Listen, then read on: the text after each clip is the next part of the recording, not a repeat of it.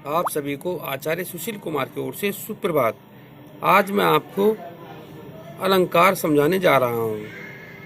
मुझे उम्मीद है कि आप लोग सभी ध्यान से इन अलंकारों को पढ़ेंगे और अपनी कॉपी में लिखेंगे। ये भी व्याकरण की कॉपी में ही करना है। कई बार बच्चे ये पूछते हैं कि सर ये कौन सी कॉपी में करना, तो इसलिए ध्यान रखें ये भी व्याकरण की कॉपी में ही आपको लिखने हैं। तो सबसे पहले मैं प्रारंभ करता हूँ शब्दालंकार। शब्दालंकार देखिए, शब्दालंकार 3 प्रकार के होते हैं: अनुप्रास अलंकार, यमक अलंकार और श्लेष अलंकार। ये शब्द अलंकार है। शब्द अलंकार का अर्थ क्या है कि जो शब्दों के द्वारा चमत्कार उत्पन्न हो।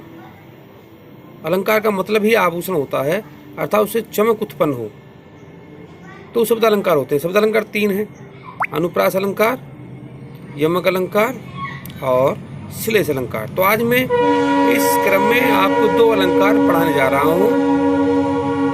सबसे पहले अनुप्रास अलंकार। जब काव्य की पंक्तियों में एक वर्ण या अक्षर की आवृत्ति बार बार होती है तो वहां पर अनुप्रास अलंकार होता है। अनुप्रास का अर्थ है पुनरावृत्ति, अर्थात रिवीजन।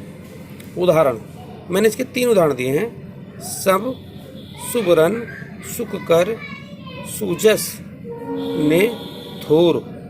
देखिए इसमें स है, ये स है, यहाँ भी स आ रहा है, यहाँ पे भी स आ रहा है, अर्थात स वर्ण की आवृत्ति बार बार हो रही है, तो इसमें अनुप्रास अलंकार है। इसी प्रकार दूसरा उदाहरण देख लेते हैं: रघुपति, राघव, राजा, राम। देखिए इसमें र वर्ण की आवृत्ति हो रही है।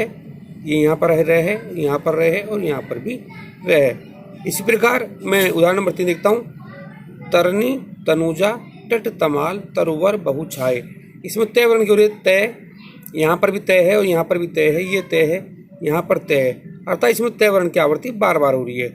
जिसमें किसी शब्द इसकी अक्षर या वर्ण की आवृत्ति बार बार होती है वहाँ पर अनुप्रास अलंकार होता है। अब मैं आपको दूसरा अलंकार पढ़ा रहा हूँ, यमक अलंकार। आप ध्यान सुनेंगे। यमक अलंकार: काव्य की पंक्तियों में जब कोई शब्द 2 या 2 से अधिक बार आता है तो वहाँ पर यमक अलंकार होता है। यमक का अर्थ होता है युग्म अथवा जोड़ा। मैं इसके उदाहरण बता रहा हूँ आपको। उदाहरण: कहे कवि बैनी व्याल की चुराए लीनी बैनी। अब इसमें बैनी शब्द 2 बार आया। देखिए एक बैनी यहाँ पर, एक बैनी यहाँ पर है। बात समझ आ गई? एक बैनी ये रहा और एक बैनी ये रहा।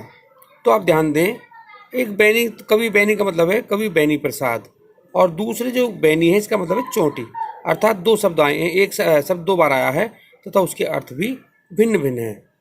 उसी प्रकार उदाहरण नंबर 2 देखें: काली घटा का घमंड घटा। देखिए घटा शब्द 2 बार आया, घटा घटा। ये काली घटा का मतलब बादल से है, और घमंड घटने का घटा का मतलब है कम होना। इसी प्रकार उदाहरण नंबर 3 देखें: कनक कनकते 100 गुनी मादिकता अधिकाय। जितने भी उदाहरण हैं हम इन्हें हमेशा इन्वर्टेड कॉमा में ही लिखेंगे। कनक कनकते 100 गुनी मादकता अधिकाय। देखिए कनक शब्द ये रहा, दूसरा ये रहा, तो हमें तो सब देखना 2 बार। कनक कनकते 100 गुनी। कनक शब्द का एक शब्द का अर्थ है धतूरा और दूसरे शब्द का अर्थ है सोना। तो जहाँ एक शब्द 2 बार आए या 2 से अधिक बार आए तो वहाँ पर यमक अलंकार होता है। कल मैं एक नए उदाहरण के साथ फिर उपस्थित होऊंगा। तब तक के लिए धन्यवाद।